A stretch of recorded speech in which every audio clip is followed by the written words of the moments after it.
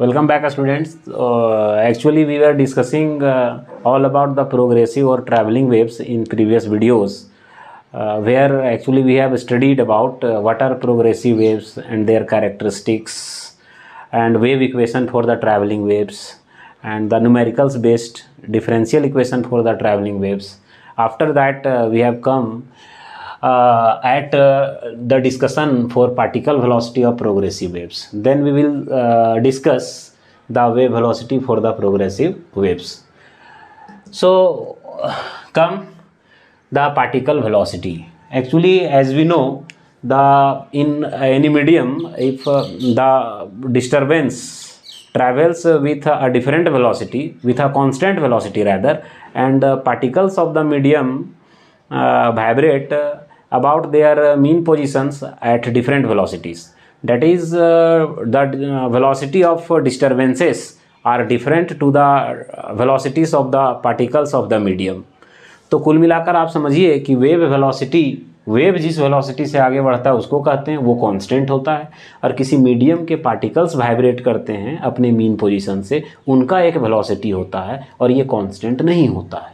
और wave velocity और particle velocity एक दूसरे से अलग अलग होते हैं। तो आज हम डिस्कस करने वाले हैं particle velocity for the progressive waves.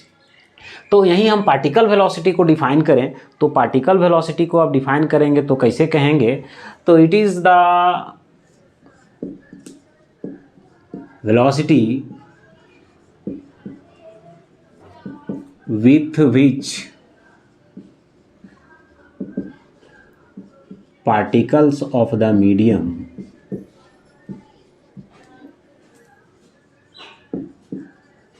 vibrate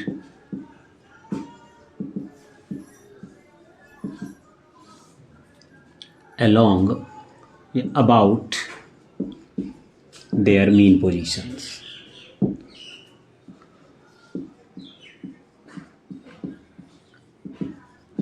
So you can understand what is particle velocity. You can see what is particle velocity. Particle velocity is the velocity with which particles of the medium actually vibrate about their mean positions.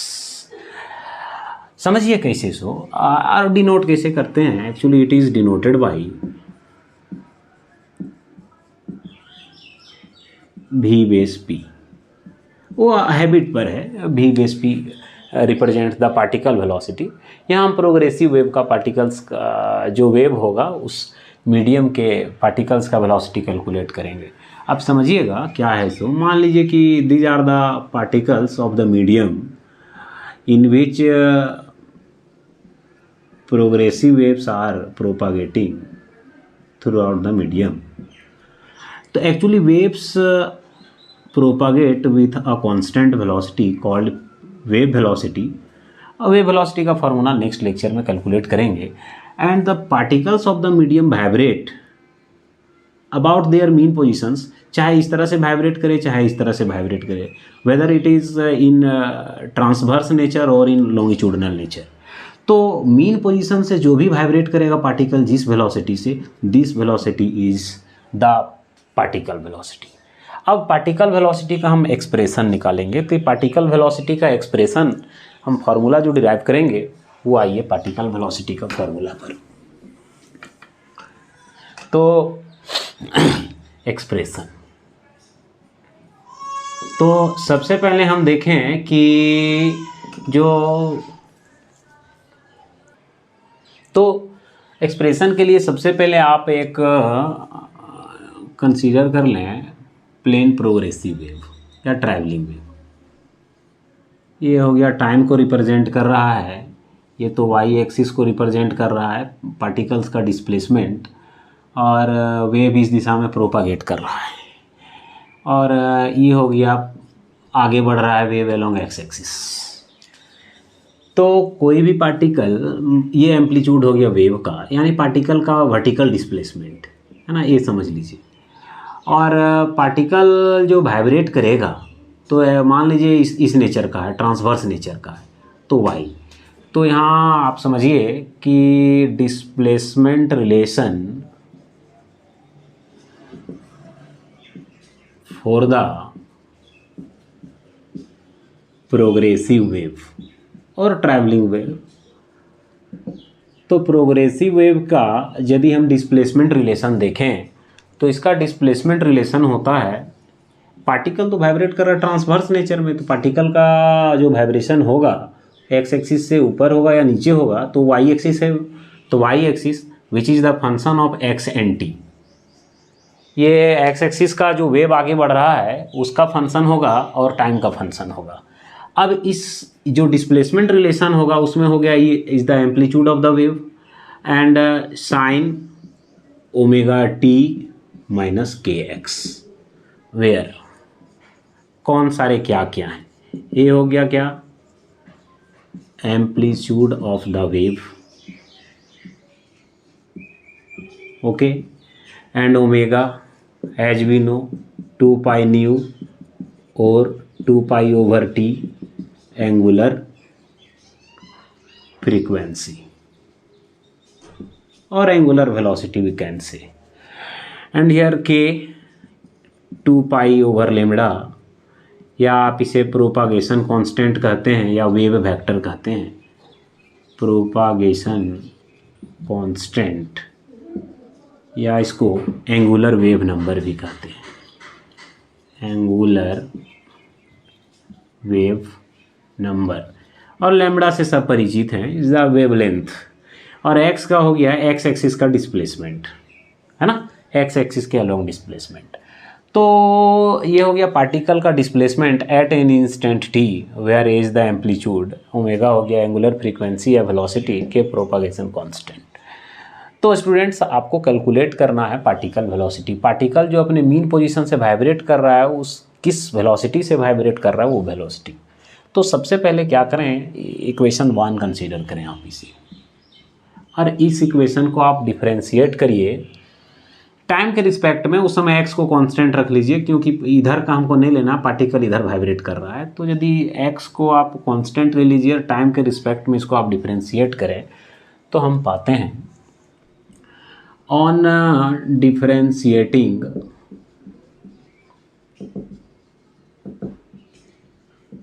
relation 1 with respect to x and with respect to rather t time के साथ and taking x as a constant, x को आप क्या करें एक constant consider कर लीजिए और इस इक्वेशन को आप डिफरेंशिएट करिए, तो this becomes dy over d t equals d over d t a sine omega T minus के x, clear. This d y by d t equals a constant है बाहर आ जाएगा, बचा क्या डी बाई डी टी और यहाँ sine omega T minus के x, ये term, and this d y by d t, ये d y by d t a यहाँ टाइम के रिस्पेक्ट में डिफरेंशिएट हो रहा है, टाइम के साथ ओमेगा कोफिशिएंट है, तो आप यहाँ देखिए ओमेगा मल्टीप्लाई हो जाएगा बाहर में, और फिर साइन का हो जाएगा differentiation cos omega T minus के एक्स, क्लियर। जो टाइम के साथ कोफिशिएंट था उससे मल्टीप्लाई हो गया, एक्स तो कांस्टेंट है, और हमको मालूम है कि ये वाई था डिस्प्लेसमेंट, डिस्प्लेसमेंट को टाइम के रिस्पेक्ट में डिफरेंशिएट करते हैं तो वेलोसिटी मिलता है, so this is the particle velocity, particle का डिस्प्लेसमेंट था पार्टिकल का वेलोसिटी, और इसको आप मॉडिफाई करें ये हो गया ए ओमेगा, और कॉस को हम 90 प्लस थीटा या 90 माइनस थीटा से भी लिखेंगे, तो ये हो जाएगा कॉस, क्या हो कॉस को कन्फर्म ये हम कन्वर्ट करें साइन के टर्म में, तो हम इसको कैसे लिख सकते हैं, साइन ओमेगा टी माइनस के X plus pi by 2, sine 90 plus theta equal to cos theta, वहाँ से लिखे, तो आप देख लीजिए कि ये तो ए ओमेगा का टर्म है ही, और ये टर्म कन्वर्ट हो गया इसमें, भी बेस पी यहाँ पर क्या है पार्टिकल वेलोसिटी है, और वहाँ पर ए डब्ल्यू हम ए ओमेगा जो देख रहे हैं, सॉरी ए ओमेगा, वहाँ पर ए ओमेगा वो क्या हो गया, ए ओमेगा हो गया वेलोसिटी एम्पलीट्यूड। तो ए ओमेगा देखिए, इसको रहने दीजिए आप equation number 2, this is equation number 2। अब वेयर ए ओमेगा मीन्स हो गया रेदर ओमेगा ए भी आप कह सकते हैं। ओमेगा ए क्या हो गया, ओमेगा ए हो गया 2 pi by T and A, this is 2 pi T, और वो ए को क्या कहेंगे, amplitude of the progressive wave, amplitude of the progressive wave. अच्छा, यहाँ तक रहने दीजिए। उसके बाद यदि यही इक्वेशन 1 को, यदि हम यही इक्वेशन 1 को यदि हम डिफरेंशिएट करें x के रिस्पेक्ट में, तो हमको क्या मिलता है, तो equation 1, differentiating equation 1 with respect to x now, x के रिस्पेक्ट में यदि हम डिफरेंशिएट करें तो हमको क्या मिलेगा, ये हो जाएगा dy ओवर dx, यहाँ हो जाएगा d over dx a sine omega t minus के एक्स। तो रिजल्ट क्या मिलेगा, dy ओवर dx इक्वल्स, ये तो कांस्टेंट हो गया, अब यहाँ साइन का हो जाएगा differentiation cos omega t minus के एक्स, और चूँकि हम किसके रिस्पेक्ट में डिफरेंशिएट किए, x के रिस्पेक्ट में, तो जब हम x के रिस्पेक्ट में डिफरेंशिएट करेंगे तो यहाँ जो टर्म बाहर आएगा वो x के साथ क्या है, x के साथ है माइनस के, यहाँ माइनस के टर्म बाहर आया, देख रहे हैं यहाँ पर माइनस के टर्म आया।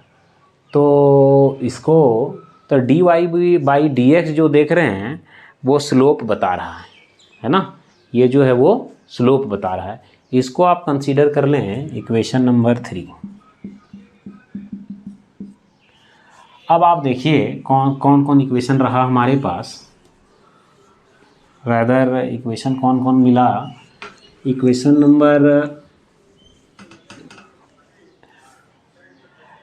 नंबर 2 और इक्वेशन नंबर 3 को डिवाइड करिए आप, ठीक। तो इसको टर्म को कंसीडर जो किए थे हम इक्वेशन नंबर 2, वो तो फिलहाल साइन के टर्म में है ना। तो उसका जो कॉस का टर्म था, ये जो कॉस का टर्म था, इसमें कॉस का टर्म क्या था, ये कॉस का टर्म था v बेस p बराबर a omega rather cos omega t minus के एक्स, ये था ना। तो इस इक्वेशन को, इसको मॉडिफाई कर लीजिए, इक्वेशन नंबर 2 हो गया। इक्वेशन नंबर 2 और इक्वेशन नंबर 3 को डिवाइड करें हम, हाँ, फ्रॉम रिलेशंस 2 एंड 3, देखिए रिलेट कर रहे हैं हम, जो रिलेशंस आया हुआ है ना। तो क्या मिलता है हमें, डिवाइड करिए, तो डिवाइड कर लीजिए, तो this is v base p divided by dy over dx, v base p ऊपर लिखें तो ये term a omega cos omega t minus के एक्स ओवर माइनस ए के कॉस ओमेगा t माइनस के एक्स। तो यहाँ आप देखिए, काटने में मज़ा आएगा, यहाँ पर a और a तो निकल लिए, कॉस वाला टर्म निकल लिया, बचा क्या, v base p over dy by D x और ओमेगा बाई के एक माइनस। तो यहाँ पर हम देखेंगे तो ये ओमेगा जो है, ये ओमेगा क्या है, ओमेगा को सॉल्व करें आप तो ये माइनस तो है, ओमेगा बराबर होगा 2 पाई न्यू एंगुलर फ्रीक्वेंसी, और के बराबर हो जाएगा 2 पाई बाई लेमड़ा, सॉल्व कर लीजिए, माइनस 2 पाई चल गया ऊपर में है, और ये 1 बाई लेमड़ा जो है वो लेमड़ा भी ऊपर चला जाएगा, है ना। तो हमको मालूम है किसी वेव का वेवलेंथ और उसी वेव का फ्रीक्वेंसी जब मल्टीप्लाई होता है तब उसी वेव का वेलोसिटी प्राप्त होता है। तो दिस भी इज द वेव वेलोसिटी। ये जो वेलोसिटी हमको मिला वो क्या मिला? Wave velocity. अब यहाँ से वेव वेलोसिटी और पार्टिकल वेलोसिटी को हम रिलेट करें तो कंक्लूजन लाइन की तरफ हम बढ़ रहे हैं। तो देखिए दोनों के बीच का रिलेशन कैसे निकालेंगे हम। तो यहाँ से क्या हो जाएगा, एक बार क्लियर करके लिख लिया जाए, v base p over dy over dx equals minus v। यदि आप v बेस p निकालना चाहते हैं particle velocity, this is the particle velocity minus v, और ये टर्म को यदि आप उठाकर इधर ले जाएं तो ये हो जाएगा dx बाई dy। हाँ, तो आप बहुत गौर से देखिए, ये जो रिलेशन हमारा आया वो रिलेशन किस तरह से आया है कि v बेस p बराबर निकाल रहे हैं, v बेस p बराबर निकाल रहे हैं। तो यहाँ पर यदि आप particle velocity at a point define करें तो कैसे डिफाइन करेंगे? That is this v base p is the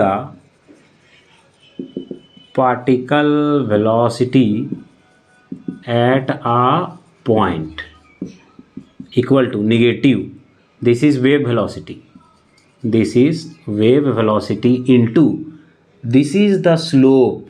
ये जो dy बाई dx देख रहे हैं वो dy बाई dx क्या है? Slope of displacement curve. ये dy बाई dx हो गया स्लोप ऑफ